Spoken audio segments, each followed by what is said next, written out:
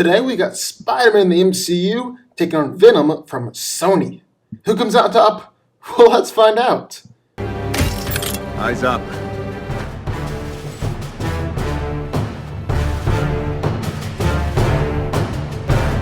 Stay sharp.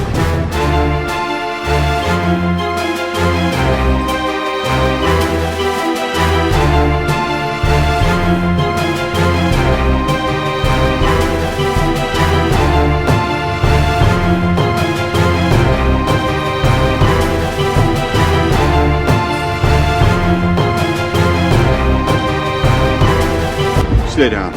Final warning. I could do this all day. Peter Parker was just an ordinary kid, until the day he gained amazing powers from a spider's bite. Since then, he has dedicated his life to fighting crime and defending the innocent as Spider-Man. Eventually, Peter caught the eye of Tony Stark, who would go on to take Parker under his wing and give him the chance to become one of Earth's mightiest heroes. Spider-Man is incredibly strong, and being able to easily overpower men and knock them around, effortlessly throw around cars or lift them up into the air, burst through cargo containers and crack 4 inches of ballistic glass, and even overpower both Captain America and Winter Soldier, who are strong enough to hold back a helicopter and crack through concrete, respectively. He's held out a strange back in the vacuum of space, stopped a punch from cold obsidian, stopped a falling elevator that was full of people, lifted a warehouse ceiling off of him, held back a bell tower from collapsing, and, probably most impressively, staggered a Giant Man, and even Thanos himself with its attacks. He's also durable enough to take attacks from Captain America, denting metal in the process, take plenty of attacks from the Vulture, who is strong enough to easily pull around and throw cars, and a punch to the face from Shocker, who is strong enough to move school buses with one hit. He was tossed around by cold obsidian, swatted away by Giant Man, got back up after a massive fall from way up in the sky, and survived a massive airplane crash. Peter was even slammed into the ground by Thanos, and was directly run over by a speeding train and didn't go down. Then, being Spider-Man, he's incredibly fast and agile. He's dodged attacks on people like Scarlet Witch, Winter Soldier, Star-Lord, and Falcon. He's able to avoid multiple projectiles fired at him from Vulture, and probably most impressively, was able to dodge automatic gunfire from countless drones coming at him from all over the place all at once. He's able to scale up the Washington Monument in just a few minutes, is incredibly agile, and is even able to glide through the air by utilizing the flaps in his suit. Then while it appeared that Peter didn't have a strong spider sense at first, by the end of Far From Home, it is incredibly well developed, as Peter was able to use it to see through illusions and take down 10-15 drones with his eyes closed. He even dodged a point-blank bullet that he couldn't see coming. Peter is also ridiculously intelligent, being able to instantly solve physics problems, understand the fundamentals of Falcon's wings and even the multiverse theory, create his own web fluid, which even Tony Stark admired. He was able to hack his way out at the most advanced and secure facility on the eastern coast. He's also quite the tactician, coming up with plans to beat both Giant Man and Ebony Maw. Then this version of Spider-Man has access to Stark tech, which means he has over 500 possible web shooter combinations, including things like the web grenade, rapid fire, taser fire, splitter web, and ricochet web. So as we got in one corner, good old Spider-Man, one of my favorite characters in the MCU. But enter the ring his arch nemesis, just from a different studio, Venom. Eddie Brock was once a famous investigational journalist, taking down titans of industry and bureaucracy with his camera. However, after investigating into the Life Foundation, Eddie accidentally bonded with the alien symbiote known as Venom.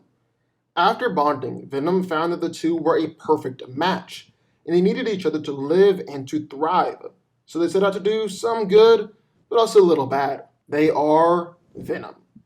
Venom is easily superhumanly strong, being able to charge straight through stone, crush cars just by jumping on them, and shatter pavement by running. He's easily thrown men a dozen feet away, used a man to beat down half a dozen other men, and even just straight up thrown a man through a concrete pillar before. Then in his fight against Riot, he was able to send the big guy flying backwards with his attacks, and even managed to cut through the side of a rocket ship. Venom is also definitely superhumanly durable, as he's able to literally absorb machine gun fire. Act like he doesn't even care about a shotgun blast at point blank range to the head, and he's taken several stabs all the way through the chest and the arms and yet still heals from it. Then in his battle against Riot, he consistently got battered a few hundred feet away, was tackled through both concrete and metal, and actually survived being near a massive fireball that killed Riot, despite Venom having a significant weakness to fire. Venom is incredibly fast as well, being able to dodge Riot's attacks and scale up the sides of skyscrapers or swim across the bay in just a few seconds. Venom is also able to create tendrils and use those to push away cars, disarm people or throw them around, and even pull Eddie out of the way of a bullet. However, Venom does have some exploitable weaknesses. High frequency in fire causes symbiote a large amount of pain and stress, and will eventually be lethal. And Venom can also just be physically ripped off Eddie by a stronger symbiote, where Venom won't be able to survive in Earth's atmosphere without Eddie. So who wins? Well, let's break it down. Now, this is a fight that I would absolutely love to see play on the big screen, and fingers crossed one day we will. Kevin Feige's been dropping some hints about this over the past few weeks, so like I said, fingers crossed. But the real question, if we eventually see this fight play out, who wins? Now, the first thing we gotta take a look at, like always, physicality. And Venom has some clear physical advantages in this fight. I mean, just look at his strength. He's easily been able to throw men dozens of feet away, throw them through concrete pillars, and even use a guy to beat up other guys and then casually toss them to the side. He ripped apart massive metal rafters, crushed cars just by jumping on them, shattered the pavement simply by running, and probably most impressively, stabbed through a metal rocket. However, I don't want to definitively say that Venom is stronger than Spider-Man. He's obviously bigger and definitely looks stronger, but really, Peter could replicate a lot of those feats. He too has easily sent people flying backwards with his attacks, and even staggered at Giant Man and Thanos with punches and kicks. He's held up an elevator from collapsing at the Washington Monument, lifted and thrown cars, and he's even just got the grip strength to hold on to jets and planes, and even a giant spaceship as it exited the Earth's atmosphere. Probably most impressively though, Spider-Man managed to hold a Staten Island ferry together as it was splitting apart and sinking. And those ferries can weigh in the range of 2,500 to 3,500 tons.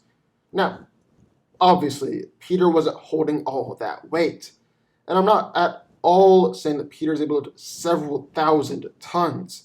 And Iron Man helped out a lot too, and actually was the one who saved the ship. But still, insanely impressive. And definitely shows that Peter is overall stronger than Venom. But the problem for Peter is that it's constantly pulling his punches and holding back in almost every single fight that he's in, while Venom is the exact opposite.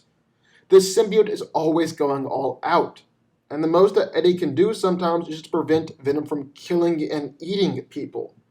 That still means that Venom might have the edge and strength in a fight, just because it's going all out in the fight and Spider-Man won't. On top of that, Venom is definitely more durable. He's easily stopped with shotgun blast and machine gun fire, and actually acted like he didn't even feel those bullets coming his way. He was sent flying 100 feet away, slammed through concrete and metal, then thrown another 100 feet away. And Venom even has a healing factor, as the symbiote healed Eddie after breaking multiple bones in a motorcycle crash, and then even healed Eddie right up after Riot stabbed him through the chest. Venom is even remarkably durable to supposed weaknesses, as Venom took several flashbang explosions at point-blank range, and he even survived the massive explosion that actually killed Riot. Venom is just on a whole other level than Spider-Man when it comes to durability. However, that's not to say that Peter isn't durable enough to stay in this fight and take attacks from Eddie. I mean, Spider-Man has taken attacks from Giant Man, Coral Obsidian, and Thanos. He's been sent flying through school buses by the Shocker, had buildings crash down all around him, take massive falls from way up in the sky, or survive an airplane crash. And in Far From Home, he even straight up got run over by a speeding train and didn't die. Lastly, speed and agility. Now, Venom is generally the faster one here, as he's able to scale a massive skyscraper in seconds, whereas it took Peter a minute or so to climb up the Washington Monument. He also swam across the bay in just seconds, and in a fight, he's even caught gas grenades that were fired at him. However, while Venom is generally faster, this isn't a race, it's a fight. And Peter has shown himself to be a whole lot more agile and pretty damn fast. He dodge attacks from Falcon, Vulture, Scarlet Witch, Winter Soldier, and Star-Lord. And Far From Home, he was able to dodge automatic gunfire from countless drones coming at him from all over the place, all at once. Spider-Man is definitely more agile as well, especially since Venom hasn't proven himself to be exceptionally agile in his first outing. But anyways, Peter is easily the most agile character in the whole MCU, and Venom just can't compete with that. He's also an expert at navigating around using his webs, and it just greater boosts his speed and agility. Spider-Man's also got his spider sense, and although Peter is still fairly new with his power, he has shown that he's quite skilled with it, and it's incredibly well developed. I mean, Peter was able to use it to see through illusions and take down 10-15 drones with his eyes closed. He even dodged a point-blank bullet that he couldn't see coming. He wasn't able to trust any of his other senses at that moment either, just the spider sense.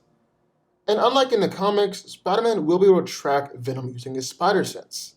You see, in the comics, because the symbiote first bonded with Peter before moving on and bonding with Eddie, his spider sense actually doesn't recognize his symbiote as a threat, allowing Venom to sneak up and attack him without Peter even realizing or his spider sense going off.